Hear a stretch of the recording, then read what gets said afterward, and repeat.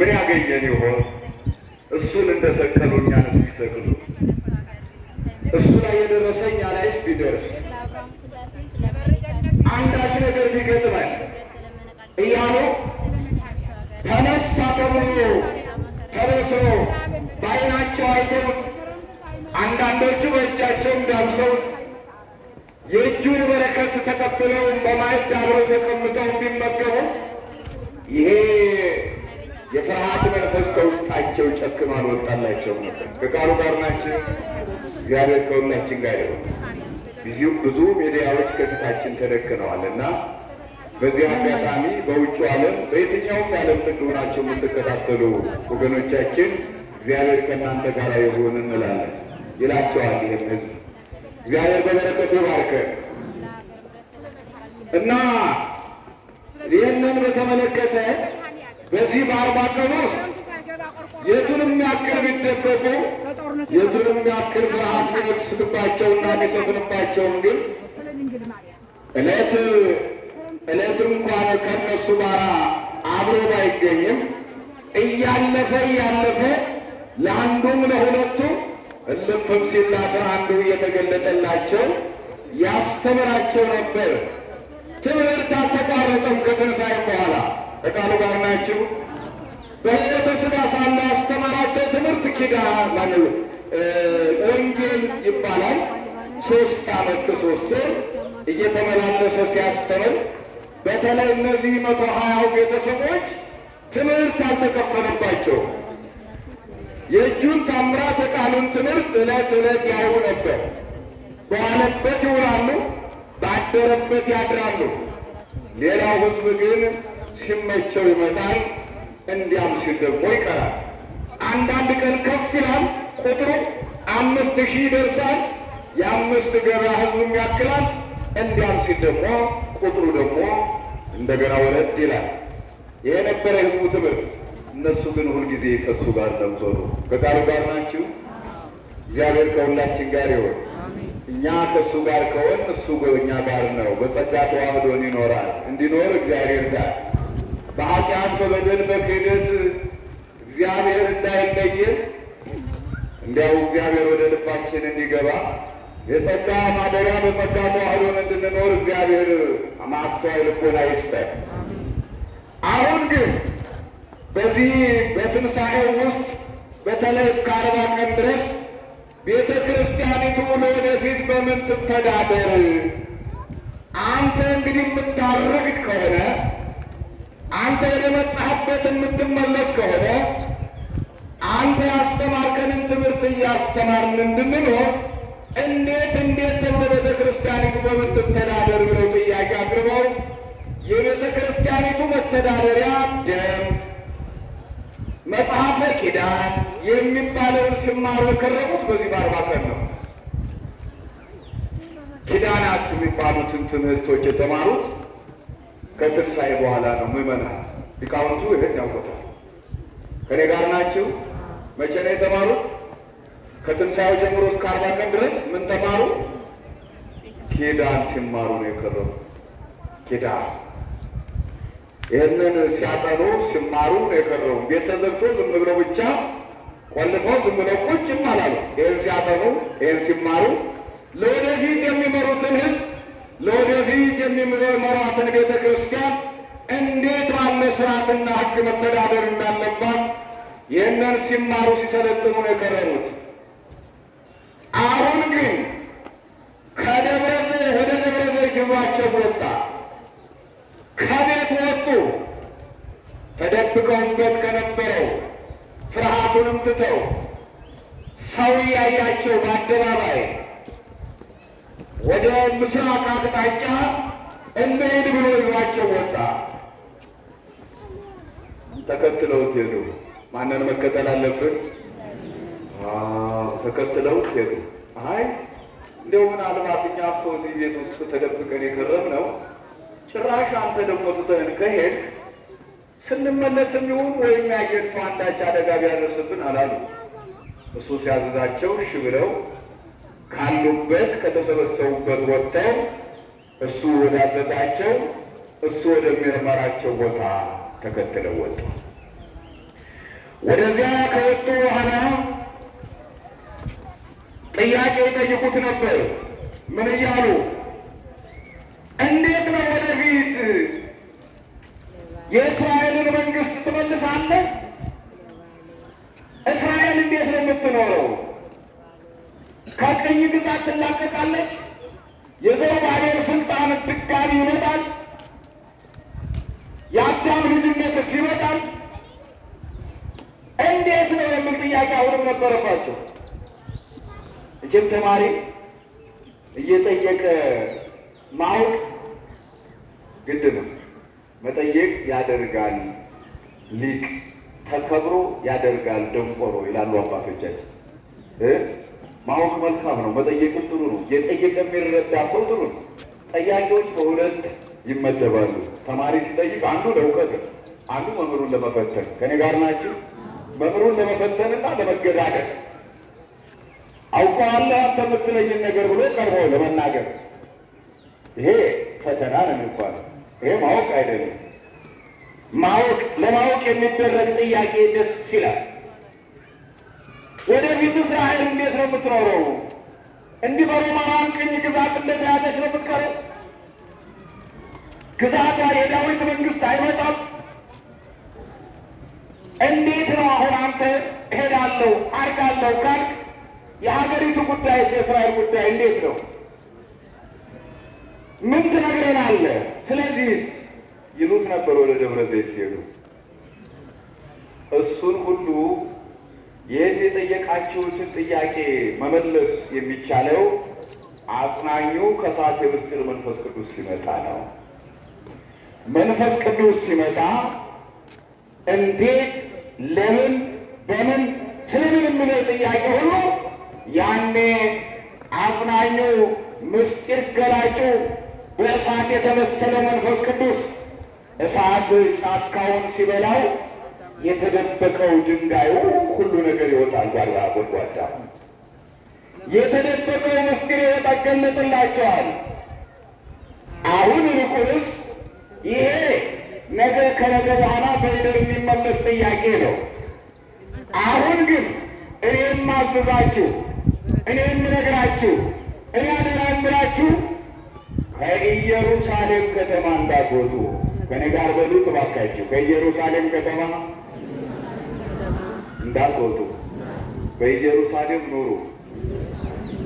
ይሄ ትእዛዝ፣ ይሄ ትምህርት፣ ይሄ ቃል ለሐዋርያት ብቻ ተነግሮ የቀረ እንዳይመስላችሁ። ለሁላችን የሚናገርና የሚደውል የሚያቃጭን ቃል። ከኢየሩሳሌም ከተማ እንዳትወጡ፣ በኢየሩሳሌም ከተማ ኑሩ ብሎ አዘዛቸው። ያን ቅድም የጠየቃችሁትን ጥያቄ አጽናኙ ሲመጣ ከሳቴ ምስጢር ይገልጥላቸዋል። ሌላም ብዙ ነገር ይገልጥላቸዋል። ሌላም ብዙ ነገር ይመጣላቸዋል። ይህንን የሚመጣ መንፈስ ቅዱስ ለመቀበል ግን በየት ሆኖ ነው? በኢየሩሳሌም። ከኢየሩሳሌም ከተማ ወጥተው ወደ ኤማሁስ ከሄዳችሁ፣ ወደ ተለያየ ሰፈር ከሄዳችሁ መንፈስ ቅዱስን ማግኘት አትችሉ። ኃይለ መንፈስ ቅዱስ በእናንተ ላይ አያርፍም፣ አያድርም። ስለዚህ አደራ ጥብቅ፣ ሰማይ ሩቅ እንዲሉ ከኢየሩሳሌም ከተማ እንዳትወጡ። ይሰማል? ከየት እንዳትወጡ? ምን ለማግኘት? መንፈስ ቅዱስን ገንዘብ ለማድረግ። ይሄ ትምህርት ለሁላችን፣ ይሄ ለጊዜው ለሐዋርያት ተነግሯል። ከዚያስ ይህን ከነገራቸው በኋላ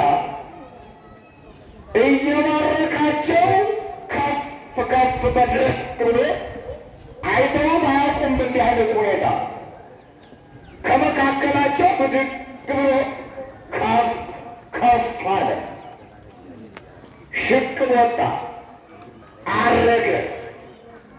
እየባረካቸው ነው የወጣ። ምን እያላቸው? እየባረካቸው። እግዚአብሔር ይባርከን ሁላችን።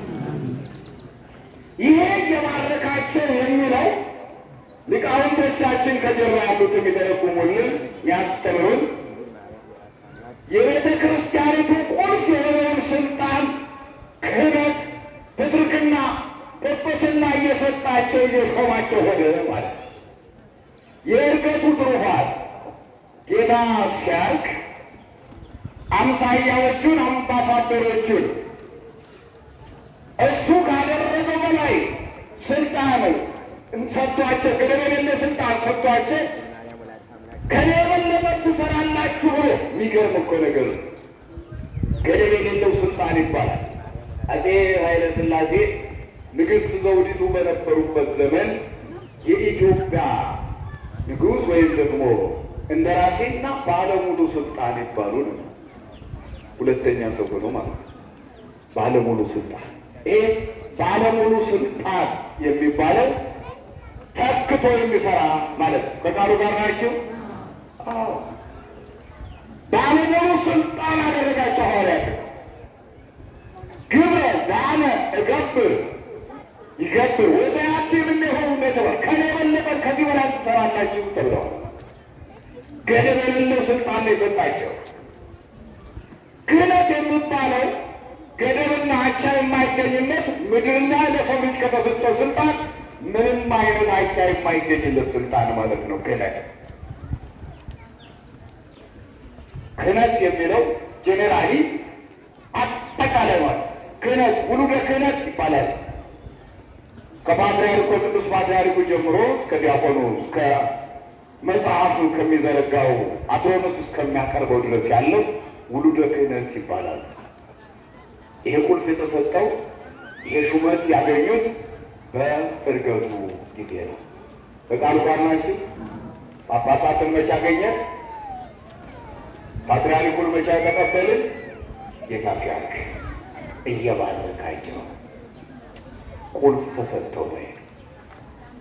ምናልባት በዚህ በማቴዎስ ወንጌል ምዕራፍ 16-13 ላይ ተስዕሎተ ቂሳርያ የሚባለው ደቀ መዛሙርቱ ተጠይቀው ሰው ስለ እኔ ማን ይላል ተብለው ተጠይቀው ሁሉም መመለስ በአግባቡ መልስ አልመለሱም። መጨረሻ ቅዱስ ጴጥሮስ አንተ ውእቱ ወልደ እግዚአብሔር ሕያው በመለሰ ጊዜ አንተ አለት ነህ ኬፋ ጴጥሮስ በአንተ ላይ ቤተ ክርስቲያንን እመሰርታለሁ የሚል ሲሰጥ እናያለን። በምድር ያሰርከው በሰማይ የታሰረ ይሁን፣ በሰማይ በምድር የፈታኸው በሰማይ የተፈታ ይሁን የሚልም አይተናል። እንደገና በትንሣኤው በዚህ በዮሐንስ ወንጌል ምዕራፍ 20 ላይ ንሥኡ መንፈሰ ቅዱሰ ለእለ ኃጢአት ይትሐደግ ሎሙ፣ መንፈስ ቅዱስን እንካችሁ ተቀበሉ።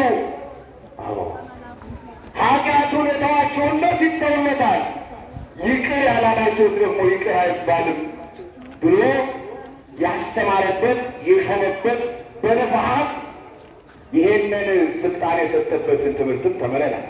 የአሁኑ ግን እየባረካቸው እጁን ዘርግቶ ነው የሚለው። ከቃሉ ጋር ናችሁ ክርስቲያኑ?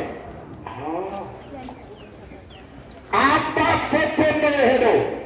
እጓለ ማውታ እንድንሆን አልፈረደም፣ አላደረገም። ወያድገክሙ እጓለ ማውታ ትኩኑ፣ እጓለ ማውታ የሙት ልጆች አውታታዎች እንድትሆኑ አላደርጋችሁም ያለው እግዚአብሔር አሁን ለዓለም መሪዎቹን አባቶቹን ሹሞልን በክብር አረገ። እግዚአብሔር የተመሰገነ ይሁን። አመስግኑት እግዚአብሔር።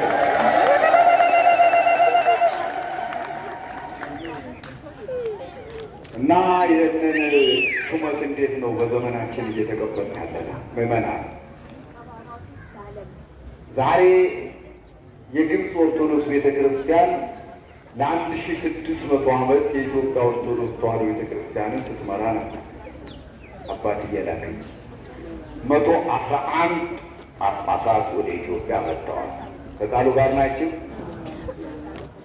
አሁን ግን ኢትዮጵያ የአፄ ኃይለ ሥላሴ ነፍስ በገነት ያሳርፍልንና በገዛ ቋንቋችን የሚናገሩ በያጠገባችን ያሉ ሊቃነ ጳጳሳትን ሻሹመውልን ሄደዋል። አመስግኗቸው ባካችሁ። እግዚአብሔር ይመስገን በሉ። እግዚአብሔር ይመስገን። ካህናት ከሌሉ፣ ጵጵስና ከሌለ የእግዚአብሔር ልጅ መሆን የለም። ሙቶ ፍትሐት የለም። የቤተ መቅደስ አገልግሎት የለም።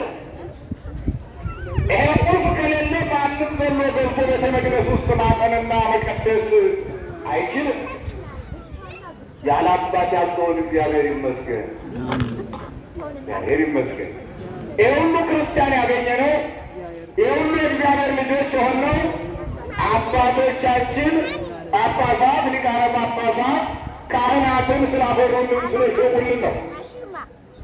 ምናልባት በዚህ በዘመናችን እኛን እያያችሁ እንዲህ ነው እንዲያ ነው እያላችሁ ደረጃ የምትዋጡ ሰዎች ካላችሁ አድርጉ። ደግሜ እናገራለሁ። ያለ አባት መኖር አንችልም። እውነት ነው ውሸት ነው? ያለ አባት በ40 በ80 ቀን መጠመቅና እግዚአብሔር ልጅ መሆን አንችልም። እውነት ውሸት? አስረግጣችሁን ነው እናገራለሁ። እናንተም ተናገሩ፣ መስክሩ። አባት ከሌለ በ10ኛው መቶ ክፍለ ዘመን እኮ ምን ተፈጸመባት መሰላችሁ? ይህች ሀገር 2 ጳጳሳት ሳይሆኑ ጳጳሳት ነን ብለው ሚናስንድራውስ የሚባሉ ከግብፅ በውሸት መጥተው ጳጳስ ነን ብለው ኢትዮጵያን ሕዝብ አታለሉ።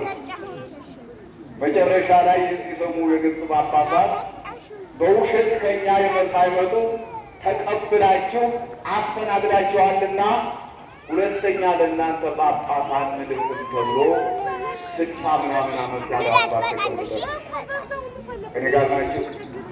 ቤተ መቅደሱ ምስጥ ቢበላው ገብቶ ምስጥ የሚያራግፍ ካህን የጠፋበት ዘመን ነበር። ይሄ ሰንሰለት ከተበጠሰ አስቸጋሪ ነው። ገጠር ውስጥ የተወለዱ አባቶቻችን ሲመርቁ ምን ይላሉ? ጳጳስ ከሌለ እስልምና ነው፣ መንግስት ከሌለ ጨለማ ነው፣ ይህን ከሌለ ቀጠና ነው፣ ይህን ሁሉ እግዚአብሔር አይንሳን ይላሉ። አይንሳን፣ አሜን በሉ። እና እነኝህን አባቶች የተቀበልነው ያገኘነው መቼ ነው? በዕርገቱ ቀን። መቼ ነው አባቶችን ያገኘን? በዕርገቱ ቀን እየባረ